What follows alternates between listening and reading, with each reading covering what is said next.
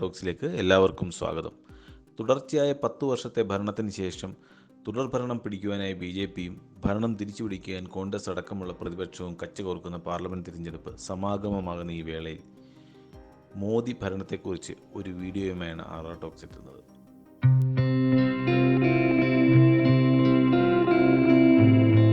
2014 മേയാണ് നരേന്ദ്രമോദി ആദ്യമായി പ്രധാനമന്ത്രിയായി അധികാരമേൽക്കുന്നത്. ആദ്യത്തെ ഒരു വർഷം വളരെ മന്ദഗതിയിൽ പോയ മോദി പിന്നീട് അങ്ങോട്ട് അമിത വേഗം അല്ലെങ്കിൽ അതിവേഗം എന്ന രീതിയാണ് അവലംബിച്ചത്. 10 വർഷം തുടർഭരണം കഴിയുമ്പോൾ നമുക്ക് മനസ്സിലാകുന്ന മോദി ഒത്തിരി കാര്യങ്ങൾ ചെയ്യാൻ ആർജവമുള്ള, ആഗ്രഹമുള്ള, മുഴുവൻ സമയം ജോലി ചെയ്യാൻ ആഗ്രഹിക്കുന്ന ഒരു പ്രധാനമന്ത്രി തന്നെയാണ്. കാരണം അതിതീക്ഷ്ണമായി തൻ്റെ ലക്ഷ്യത്തിനു വേണ്ടി പ്രവർത്തിക്കുന്ന മോദിയെയാണ് പിന്നീട് ഭാരതം കാണുന്നത്. സാധാരണയായി ഭരണപക്ഷത്തിന് നേരെ എപ്പോഴും വരുന്നത് അഴിമതി ആരോപണങ്ങളാണ്. എന്നാൽ BJP സർക്കാരിൻ്റെ കാര്യത്തിൽ പ്രത്യക്ഷമായ അഴിമതി ആരോപണങ്ങളൊന്നും തന്നെ ഇല്ല എന്ന് പറയേണ്ടിയിരിക്കുന്നു. എന്നാൽ അതിലും ഗുരുതര സ്വഭാവമുള്ള അല്ലെങ്കിൽ ഗൗരവമുള്ള ആരോപണങ്ങൾ ഉണ്ട് താനും. പ്രതിപക്ഷം എത്രത്തോളം ഈ ആരോപണങ്ങൾ ജനങ്ങളിൽ എത്തിച്ചു അല്ലെങ്കിൽ എത്തിക്കാൻ ശ്രമിച്ചു എന്നത് നിരാശാജനകമായ ഒരു വസ്തുതയാണ്. അടുത്ത ലോക്സഭാ ഇലക്ഷൻ പടിവാതിക്കൽ എത്തി നിൽക്കുന്ന ഈ വേളയിൽ മോദി സർക്കാരിൻ്റെ നേട്ടങ്ങളും കോട്ടങ്ങളും നമുക്ക് നിഷ്പക്ഷമായി ഒന്ന് നോക്കിക്കാണാം. BJP എന്ന പാർട്ടിയുടെ ഭരണത്തിൽ അല്ലെങ്കിൽ മോദി സർക്കാരിൽ പ്രത്യക്ഷമായി കാണാവുന്ന ചില പോരായ്മകൾ, കോട്ടങ്ങൾ എന്തൊക്കെയാണെന്ന് തന്നെ ആദ്യം നമുക്കൊന്ന് നോക്കാം.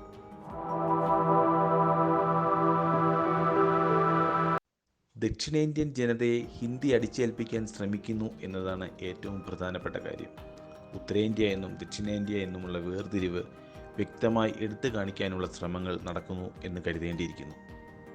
ഏറ്റവും വലിയ ഉദാഹരണം പുതിയതായി കൊണ്ടുവരുന്ന നിയമങ്ങൾ ഹിന്ദിയിലാണ് എന്നതാണ്. പുതിയ നിയമങ്ങൾ കൊണ്ടുവരുന്നതിലെ ഹിന്ദിവൽക്കരണം തീർച്ചയായിട്ടും ദക്ഷിണേന്ത്യൻ ജനതയെ ഹിന്ദി അടിച്ചേൽപ്പിക്കുന്നതിൻ്റെ ഭാഗമായി തന്നെയാണ്. പുതിയ നിയമങ്ങൾ നിലവിൽ വന്നു കഴിഞ്ഞാൽ ഇപ്പോഴത്തെ ഇന്ത്യൻ പീനൽ കോഡ് ഭാരതീയ ന്യായ സംഹിത എന്നും, കോഡ് ഓഫ് ക്രിമിനൽ പ്രൊസീജിയർ ഭാരതീയ നാഗരിക് സുരക്ഷാ സംഹിത എന്നും, ഇന്ത്യൻ എവിഡൻസ് ആക്ട് ഭാരതീയ സാക്ഷ്യ ബിൽ എന്നും അറിയപ്പെടും. ഇതുതന്നെ ഹിന്ദിവൽക്കരണത്തിൻ്റെ ഏറ്റവും വലിയ ഉദാഹരണമാണ്. രണ്ടാമതായി പറയാനുള്ളത്, ഭൂരിപക്ഷം ഉള്ളതുകൊണ്ട് തന്നെ പുതിയ നിയമനിർമ്മാണങ്ങളിലൊന്നും പ്രതിപക്ഷ അഭിപ്രായങ്ങൾക്ക് യാതൊരു വിലയും കൽപ്പിക്കുന്നില്ല. ഭരണഘടന അമെൻഡ് ചെയ്യാനുള്ള ഭൂരിപക്ഷമുള്ള ഒറ്റ പാർട്ടിയാണ് BJP. മോദിയും അമിത്ഷായും കൊണ്ടുവരുന്ന എല്ലാ നിയമങ്ങളും കണ്ണടച്ച് പാസ്സാക്കുന്ന ഒരു ജോലി മാത്രമേ ഭരണപക്ഷ MPമാരിലും നിക്ഷിപ്തമായിട്ടുള്ളൂ. അതുകൊണ്ട് തന്നെ ഒരു ഏകാധിപതിയെ പോലെയുള്ള രീതിയാണ് നിയമനിർമ്മാണ മേഖലയിൽ നടക്കുന്നത്. ED പോലെയുള്ള കേന്ദ്ര ഏജൻസികളെ ഉപയോഗിച്ച് രാഷ്ട്രീയ എതിരാളികളുടെ വായ അടപ്പിക്കുക, എതിർശബ്ദം എവിടെ നിന്ന് വന്നാലും ഈ രീതിയിൽ നേരിടുക. എന്നാൽ BJPയിലേക്ക് വന്നു കഴിഞ്ഞാൽ ഏത് ദുഷ്പ്രവർത്തികളും ന്യായീകരിക്കപ്പെടുക എന്നത് മോദി സർക്കാർ നേരിടുന്ന ഒരു വലിയ ആരോപണമാണ്. ഗവർണർമാരെ ഉപയോഗിച്ച് പ്രതിപക്ഷം ഭരിക്കുന്ന സംസ്ഥാനങ്ങളിൽ പ്രശ്നങ്ങൾ സൃഷ്ടിക്കുക എന്നത് മറ്റൊരു വിഷയമായി കരുതേണ്ടിയിരിക്കുന്നു. കേരള ഗവർണറുടെ രീതികൾ തന്നെ അതിനുള്ള ഉത്തമ ഉദാഹരണമാണ്. ഗവർണർമാരെ കൊണ്ട് അവർക്കില്ലാത്ത അധികാരം സ്റ്റേറ്റിൽ പ്രയോഗിക്കുക വഴി മുഖ്യമന്ത്രിമാരും ഗവർണർമാരും നിത്യവും സ്റ്റേറ്റിൽ യുദ്ധമാണ്. വൻ വ്യവസായികളെ സഹായിക്കുന്ന തരത്തിലുള്ള കാർഷിക തൊഴിൽ മേഖലയിലെ നിയമനിർമ്മാണ രീതിയും സ്വകാര്യവൽക്കരണവും മറ്റൊരു വിമർശനമാണ്. ഏറ്റവും പ്രധാനപ്പെട്ട ഒരു വിമർശനം മണിപ്പൂർ വിഷയത്തിൽ മൗനം പാലിച്ച് യാതൊരു പരിഹാരവും കാണാതെ ഇരിക്കുന്നു എന്നതാണ്. ന്യൂനപക്ഷങ്ങളുടെ കാര്യത്തിൽ മോദി സർക്കാരിൻ്റെ പ്രഖ്യാപിത നയമായി ഇതിനെ കാണേണ്ടി വരുന്നു.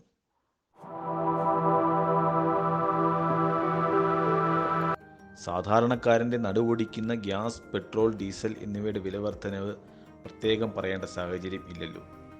ഇതിനു വേണ്ടി ഒന്നും തന്നെ ചെയ്യാതെ സാധാരണക്കാരൻ്റെ പ്രശ്നങ്ങളെ തികച്ചും അവഗണിക്കുകയാണ് ഈ മേഖലയിൽ മോദി സർക്കാർ നാളിതുവരെ ചെയ്തിട്ടുള്ളത്.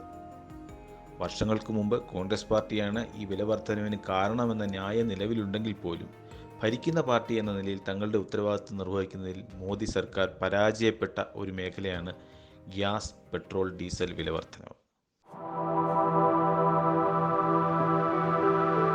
BJP അധികാരത്തിൽ വന്നത് മുതൽ ഭാരതം മുഴുവൻ ചർച്ച ചെയ്യുന്ന മറ്റൊരു വിഷയമാണ് ഹിന്ദു പ്രീണനം. ഹിന്ദു വർഗീയത കൊണ്ട് മാത്രം ഭരണം പിടിക്കാം എന്ന രീതിയിലേക്ക് രാജ്യത്തെ മാറ്റിയത് ഭീകരമായ ഒരു അവസ്ഥ ആയി മാറിയിരിക്കുന്നു. ഒരുപക്ഷെ ഇതിൻ്റെ വില നൽകേണ്ടി വരുന്നത് അടുത്ത തലമുറയായിരിക്കും. ഈ പറഞ്ഞ പോരായ്മകളെല്ലാം ചൂണ്ടിക്കാട്ടുമ്പോഴും ഭാരതം കണ്ടിട്ടില്ലാത്ത വികസനങ്ങളും നേട്ടങ്ങളും ഈ കാലയളവിൽ കൈവരിച്ചിട്ടുണ്ട് എന്നത് വിസ്മരിക്കാൻ പാടില്ല.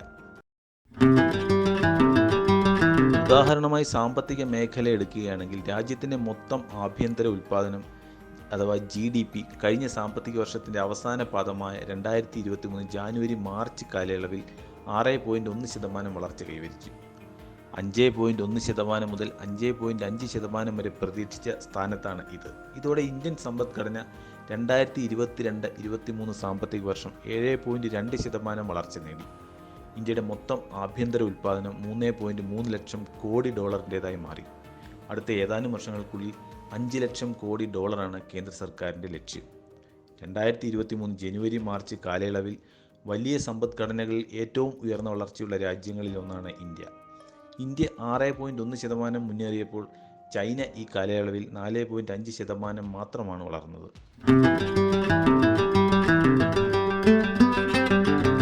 ആഗോള സാമ്പത്തിക രാഷ്ട്രീയ സാഹചര്യങ്ങളും വിപണികളിലെ അനിശ്ചിതത്വവും മൂലം വെല്ലുവിളി നിലനിൽക്കുന്നുണ്ടെങ്കിലും ഇന്ത്യ സുസ്ഥിരമായ വളർച്ച തുടരുമെന്നാണ് റിസർവ് ബാങ്ക് പ്രഖ്യാപിച്ച വാർഷിക റിപ്പോർട്ടിൽ വ്യക്തമാക്കിയിട്ടുള്ളത്. അടിസ്ഥാന സൗകര്യങ്ങൾ എത്തിനോക്കാതിരുന്ന ഉത്തരേന്ത്യൻ ഗ്രാമങ്ങളിൽ അടിസ്ഥാന സൗകര്യങ്ങൾ ലഭ്യമാക്കി.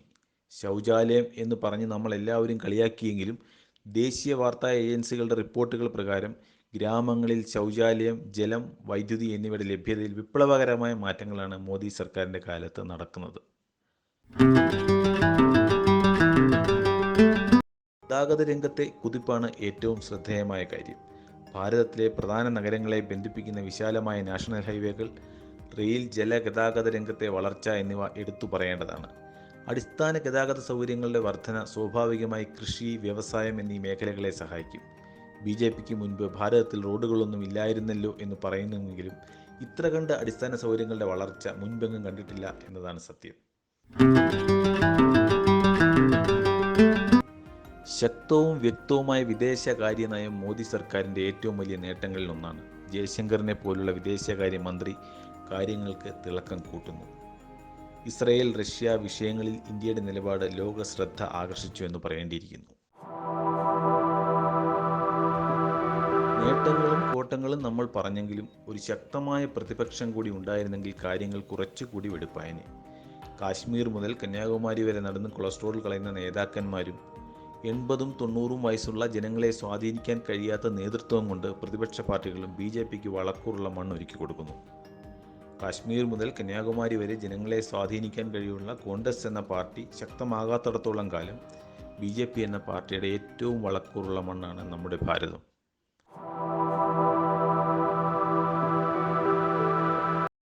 വളരെ വലിയ മുൻവിധികൾക്കും കണക്കുകൂട്ടലുകൾക്കും പ്രസക്തിയില്ലാത്ത പാർലമെൻറ്റ് ഇലക്ഷനാണ് വരുന്നതെങ്കിലും ഈ ഒരു ചെറിയ അവലോകനം നിഷ്പക്ഷമായി എന്ന് നിങ്ങൾക്ക് തോന്നി എന്ന് വിശ്വസിക്കുന്നു. അഭിപ്രായങ്ങൾ കമൻറ്റായി രേഖപ്പെടുത്തുക. അടുത്ത വീഡിയോയുമായി വരുന്നതുവരെ നന്ദി, നമസ്കാരം.